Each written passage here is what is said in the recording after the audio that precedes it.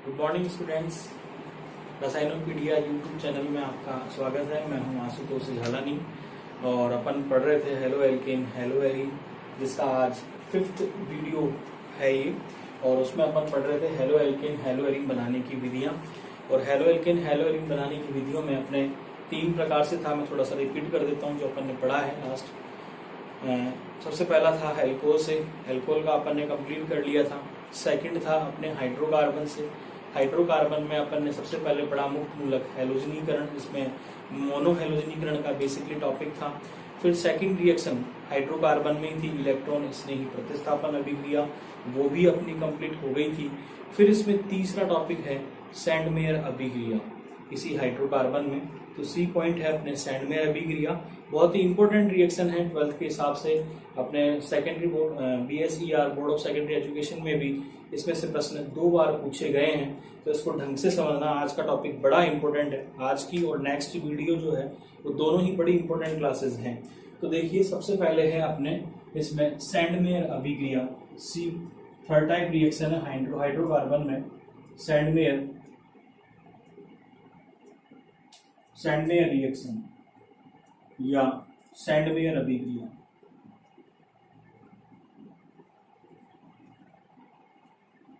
ये सैंडमेयर अभिक्रिया देखिए, ये अपने board of secondary education Rajasthan में 2017 में पूछा गया प्रश्न है। देखो एक्चुअल में होता क्या है, सैंडमेयर अभिक्रिया के द्वारा अपन हेलो एरीन प्राप्त करते हैं। इसके द्वारा हेलो एरीन प्राप्त किया जाता है, मतलब इस रिएक्शन के द्वारा ARX का निर्माण होता है, सबसे पहला टॉपिक। फिर देखिए दूसरा कि ये प्राप्त कैसे होती है। तो इसमें जो लवण लेते हैं वो है बेंजीन डाई एजोनियम लवण, ये लीजिए N1 positive charge OgCl minus. इस प्रकार से बेंजीन डाई एजोनियम लवण बोलते हैं। देखिए ये है अपने बेंजीन डाई एजो समूह, तो डाई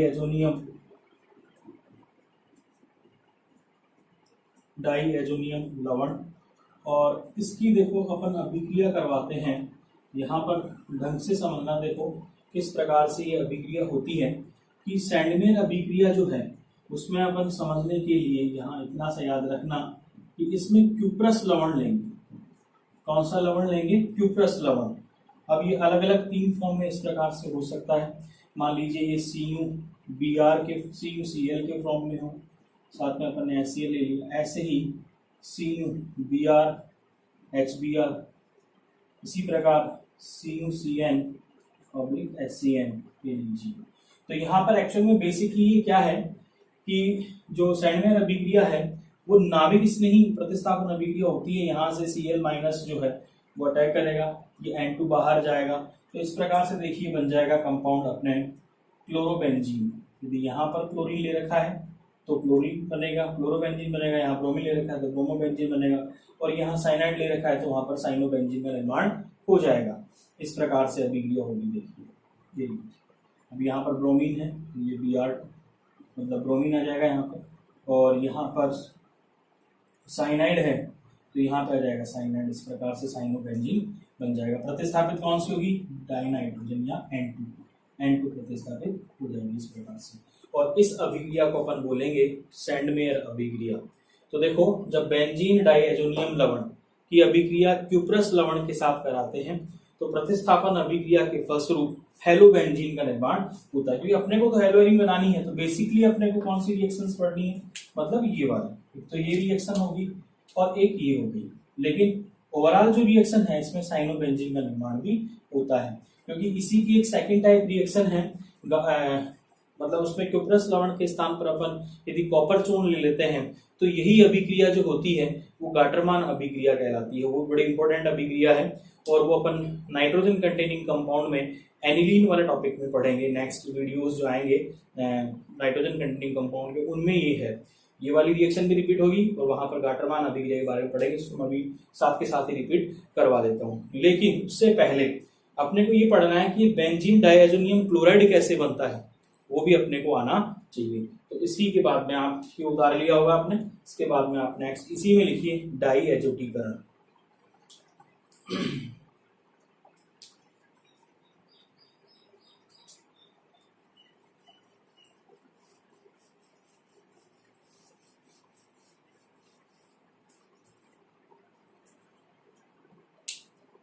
देखिए नेक्स्ट है अपने डाई एजोटीकरण, इसी में चल रहा है।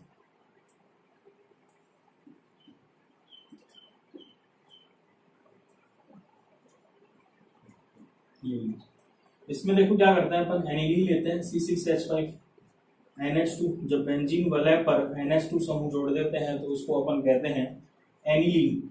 ये लीजिए, इस एनिलीन की अपन अभिक्रिया करवाते हैं NaNO2 सोडियम नाइट्राइड और HCl से, ये दोनों मिलकर के एक बनाएंगे कंपाउंड जिसको अपन बोलते हैं HNO2 नाइट्रस अम्ल, वो अभिक्रिया करता है। मतलब इसमें नाइट्रस अम्ल का निर्माण अभिक्रिया के दौरान ही होता है। इसका मिश्रण लेते हैं, फिर इससे ये बनाता है, ये बना करके फिर इस एनिलीन से अभिक्रिया करता है। और देखिए ये अभिक्रिया होती है अपने 273 टू 278 केल्विन। कभी कभार कंफ्यूज करने के लिए यहाँ 0 से 5 डिग्री सेल्सियस भी दिया हुआ रहता है, तो ये ध्यान रखना, एक ही बात है, सभी को आपको पता है। देखिए उसके बाद में अपन बात करते हैं, यहाँ पर जैसे अभिक्रिया होगी इस नाइट्रस अम्ल के साथ, तो इस प्रकार से ये डाईएजोनियम लवण का निर्माण कर लेगा, Cl। इसको अपन बोलेंगे बेंजीन डाईएजोनियम लवण। और ये जो बन रहा है एनिलीन से, ये जो बन रहा है, इस अभिक्रिया को अपन कहेंगे डाईएजोटीकरण। ये भी बहुत इंपॉर्टेंट अभिक्रिया है, बोर्ड एग्जाम में इसके बारे में भी एक बार पूछा जा चुका है। ये BSER 2013 सप्लीमेंट्री एग्जाम का जो पेपर था SUP, उसमें ये प्रश्न पूछा गया था कि डाईएजोटीकरण अभिक्रिया क्या है, और उस अभिक्रिया का समीकरण लिखना था, तो वो इस प्रकार से होगा। ठीक है, बेसिकली अपन पढ़ रहे थे हेलो एल्केन हेलोइन बनाने की विधियां, उसमें अपन ने पढ़ा सैंडमेयर अभिक्रिया। सैंडमेयर अभिक्रिया में आपने लिया बेंजीन डायजोनियम लवण, तो उसको समझने के लिए कैसे प्राप्त हुआ था उसका अपन इस प्रकार से अध्ययन किया, और उस अभिक्रिया को अपन क्या कहते हैं, डाईएजोटीकरण। तो दो रिएक्शंस हो गई इसी में, देखिए सैंडमेयर अभिक्रिया और डाईएजोटीकरण। क्योंकि अपन सैंडमेयर अभिक्रिया पढ़ रहे हैं, तो मैंने आपको बताया कि इसे क्यूप्रस लवण की उपस्थिति में होता है, और यदि क्यूप्रस लवण की जगह कॉपर का चूर्ण कर दिया जाए तो वही अभिक्रिया गाटरमान अभिक्रिया कहलाती है। हालांकि यहाँ पर उसका उल्लेख नहीं है, नेक्स्ट जो टॉपिक है उसमें है, लेकिन फिर भी मैं उसके साथ के साथ, क्योंकि एक दूसरे से ये कनेक्टेड है, बाद में कंफ्यूजन होगा, तो इससे बढ़िया है कि पहले ही मैं उसको सॉल्व करवा दूं, तो वो कंफ्यूजन ही ना रहे। ठीक है, तो देखिए नेक्स्ट इसी में है, आप लिखिए गाटरमान अभिक्रिया।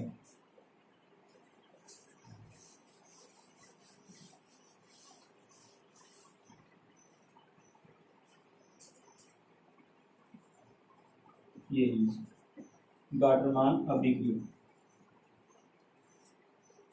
इसमें देखो क्या होता है, वही लेंगे अपन बेंजीन डायजोनियम लवण, दोनों में यही है N2 प्लस शॉर्ट सम, इसको शॉर्ट में ऐसे लिख सकते हैं, और इसकी अपन अभिक्रिया करवाते हैं, कॉपर चूर्ण लेंगे यहाँ, ये बेसिकली बात याद रखने की है। कॉपर चूर्ण लेंगे, देखो इस प्रकार से अभिक्रिया होगी, कॉपर ले लिया, ये ले लिया, कॉपर ले लिया, HBr ले लिया, हेलोजन बनती है, यहाँ पर भी N2 समूह का प्रतिस्थापन होगा, और जो हेलोजन ली गई है वो यहाँ पे आ जाएगी, क्लोरोबेंजीन N2। इसी प्रकार यहाँ पे क्या बन जाएगा, ब्रोमोबेंजीन, और ये N2 प्रतिस्थापित हो जाएगी। तो ये लीजिए, ये आपके हो गई गाटरमान अभिक्रिया। तो देखो सैंडमेयर अभिक्रिया में अपन ने लिया क्यूप्रस लवण, गाटरमान अभिक्रिया में अपन ने लिया कॉपर चूर्ण। अंतर सिर्फ इतना है, प्रोडक्ट दोनों में वही बनेंगे, रिएक्टेंट भी वही लिया गया है, बट कंडीशन जो है वो अलग है। यहाँ पर कॉपर चूर्ण है था, जबकि सैंडमेयर अभिक्रिया में क्या था, क्यूप्रस लवण। मतलब एक यहाँ कंडीशन चेंज करते हैं, अभिक्रिया का नाम भी क्या हो जाएगा, चेंज हो जाएगा। इसको ढंग से याद रखना। दोनों मतलब एक्चुअल में डायजोटीकरण को यदि अपन इन्वॉल्व करें तो 3 रिएक्शंस हो गई, और तीनों ही क्या है, बहुत ही इंपॉर्टेंट रिएक्शन है कक्षा 12 के हिसाब से, एज वेल एज अपने कॉम्पिटेटिव एग्जाम के लिए। तो देखिए इसी में एक और एक प्रश्न पूछा गया था, वो भी मैं लिखवा देता हूं कि बेंजीन डाईएजोनियम लवण की अभिक्रिया जब पोटेशियम आयोडाइड से करवाते हैं, देखिए बेंजीन डाईएजोनियम लवण N2 प्लस Cl माइनस, इसकी अपन अभिक्रिया करवाते हैं पोटेशियम आयोडाइड से। इसी में चल रहा है ये अभिक्रिया, क्योंकि जब अपन डायजोनियम लवण पढ़ रहे हैं तो तीनों ही रिएक्शंस आ गई। जब इसकी अपन अभिक्रिया पोटेशियम आयोडाइड से करवाते हैं तो इस आयोडाइड समूह के द्वारा इस N2 का क्या होगा, प्रतिस्थापन होगा, और जिसके फलस्वरूप आयोडोबेंजीन बनेगा। देखो जनरली रिएक्शंस में डायरेक्टली अपन इलेक्ट्रॉन स्नेह प्रतिस्थापन अभिक्रियाओं की बात करें तो वहां पर हाइड्रोबेंजीन का निर्माण इतना आसानी से संभव नहीं है। तो ये स्पेसिफिक रिएक्शंस है, मतलब यदि हैलोजन कहीं पर जुड़ रहा है और उन हैलोजन में यदि फ्लोरीन और आयोडीन जुड़ रहा है तो ये मान के चलिए कि कक्षा 12 या किसी भी कंपटीशन एग्जाम के लिए बड़ी इंपॉर्टेंट रिएक्शन है, क्योंकि जनरली या सामान्यतः उनको बनाया नहीं जा सकता। तो जिन विधियों के द्वारा उनको बना सकते हैं वो अपने आप में क्या है, इंपॉर्टेंट रिएक्शन है, एग्जाम में आने लायक रिएक्शन है।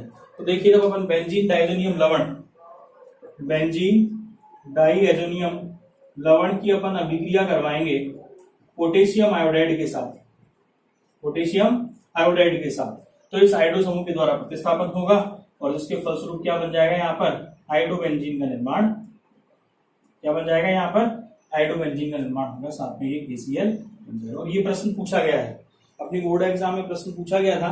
प्रश्न की देखो लैंग्वेज क्या थी कि क्या होता है जब 2015 में ये प्रश्न पूछा गया था, BSER board of secondary education 2015 में ये प्रश्न पूछा गया था कि क्या होता है जब बेंजीन डाइएजोनियम लवण की अभिक्रिया पोटेशियम आयोडाइड से करवाते हैं, तो उसका अपने को समीकरण देना था। तो ये रिएक्शन लिखनी है, बेंजीन डाइएजोनियम लवण पोटेशियम आयोडाइड, और ये प्राप्त हो जाएगा। दूसरी बात एक चीज ध्यान रखना, कभी कभार जैसे मैं मिलता हूँ BSER 2015 2017, तो वो सप्लीमेंट्री एग्जाम भी हो सकती है एज वेल एज वो मेन एग्जाम, मतलब किसी ना किसी बोर्ड एग्जाम में वो पूछा गया, चाहे वो सप्लीमेंट्री का हो चाहे वो बोर्ड एग्जाम मतलब मेन एग्जाम का हो, ठीक है ना। उसमें स्टूडेंट्स कंफ्यूजन ना करें कि सर पता नहीं 2015 में ही एक ही टॉपिक में से इतने प्रश्न थोड़ा ना आएंगे, लेकिन वो सप्लीमेंट्री का भी साथ में हो सकता है, ठीक है। तो यहाँ तक आ गया समझ में। देखिए इसमें 3 प्रश्न आ चुके हैं। सैंडमेयर अभिक्रिया जो अपन ने पढ़ी, बेंजीन डाइएजोनियम लवण क्यूप्रस लवण के साथ अभिक्रिया करवाई। सेकंड डायजोटीकरण जो भी आ चुका है बोर्ड एग्जाम में प्रश्न।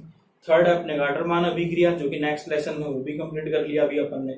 और फोर्थ अपने पोटेशियम आयोडाइड के साथ अभिक्रिया। तो इसमें 4 रिएक्शंस अपनी कंप्लीट हो गई हैं।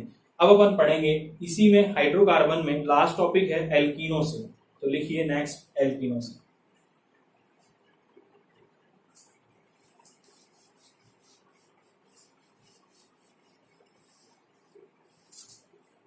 देखिए डी पॉइंट है अपने एल्कीनो से। देखिए समझना, एल्कीनो में अपने 2 तरीके से हैं। फर्स्ट है अपने X2 के योग से,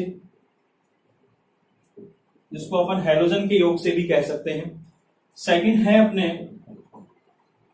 हेलो अम्ल मतलब HX के योग से, HX के योग से।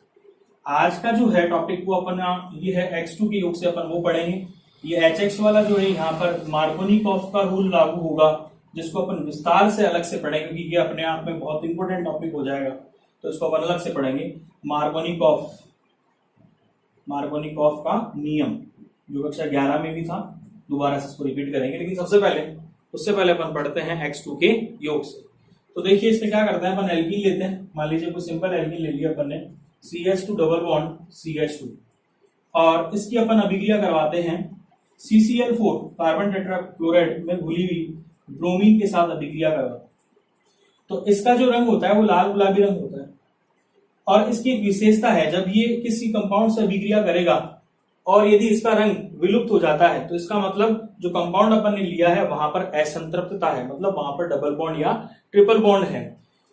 तो देखिए जब अपन इसकी अभिक्रिया करवाते हैं तो ये बन जाता है डाई हैलाइड CH2Br CH2Br। इस प्रकार से विस डाई हैलाइड का निर्माण होगा। ये अपन ने क्लासिफिकेशन में भी पढ़ा था कि जब 2 हैलोजन निकटवर्ती कार्बन परमाणु से जुड़ी हुई हो तो उसको अपन क्या कहते हैं, विस डाई हैलाइड कहेंगे। तो यहाँ पर क्या बन जाएगा, विस डाई हैलाइड। तो रिएक्शन का देखो कॉन्सेप्ट क्या है कि जब अपन एल्कीन की अभिक्रिया Br2CCl4 मतलब CCl4 में घुली ब्रोमीन से करवाते हैं तो विस डाई हैलाइड का निर्माण होता है। ये तो होगी एक सिंपल रिएक्शन, लेकिन इसकी एक विशेष बात क्या है कि इसमें क्या होता है कि इस अभिक्रिया का उपयोग, आप इस पर स्टार लगा सकते हो, ये कॉम्पिटिटिव एग्जाम में जब कन्वर्जन्स वगैरह या फिर कोई रिएक्शंस वगैरह में पूछा जाता है कि जब इस अभिक्रिया का उपयोग किसमें करते हैं, कार्बनिक या हाइड्रोकार्बन श्रृंखला में असंतृप्तता के परीक्षण के लिए किया जाता है।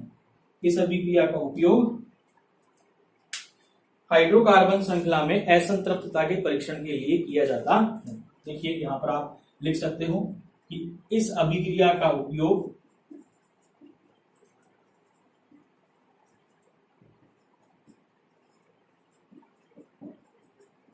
हाइड्रोकार्बन श्रृंखला में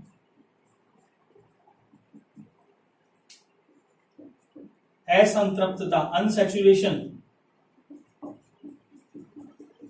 के परीक्षण टेस्ट के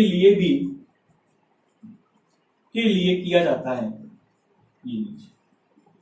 ठीक है, तो इसमें देखो 3 पॉइंट हो गए, 3 बातें अपने को याद रखनी है कि जब अपन एल्कीन की अभिक्रिया Br2CCl4 या CCl4 में घुली हुई ब्रोमीन से करवाते हैं तो विस्डाइल हैलाइड का निर्माण होता है, पहला पॉइंट।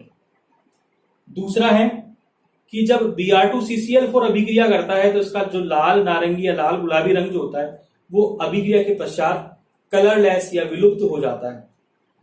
तीसरा, इस अभिक्रिया का उपयोग उसी के आधार पर अपन विलुप्त होगा तो उसी के आधार पर आइडेंटिफाई करेंगे इसमें असंतृप्तता है या नहीं। तो जब होगा मतलब विलुप्त हो जाएगा तो इसका मतलब दिए गए कार्बनिक यौगिक में असंतृप्तता है, तो इसका मतलब क्या हुआ कि इस अभिक्रिया का उपयोग हाइड्रोकार्बन श्रृंखला में असंतृप्तता के परीक्षण के लिए भी किया जाता है। तो ये अपने हो गया एल्कीनो से H2 या हैलोजन के संयोग से। नेक्स्ट अपन पढ़ेंगे हैलो अम्ल के संयोग से या मार्कोनिकॉफ का रूल। जो नेक्स्ट जो वीडियो आएगा उसको मिस मत करना भैया, उसको ढंग से देखना। और अब आप रेगुलर देख रहे हो, जो भी स्टूडेंट्स इस वीडियो को रेगुलर देख रहे हैं, जो पढ़ रहे हैं, तो प्लीज इसको लाइक करें, सब्सक्राइब करें, जिससे कि आपके रेगुलर वो नोटिफिकेशन अपना आता रहे और आप रेगुलर इस पढ़ाई से जुड़े हुए रहो। Thank you.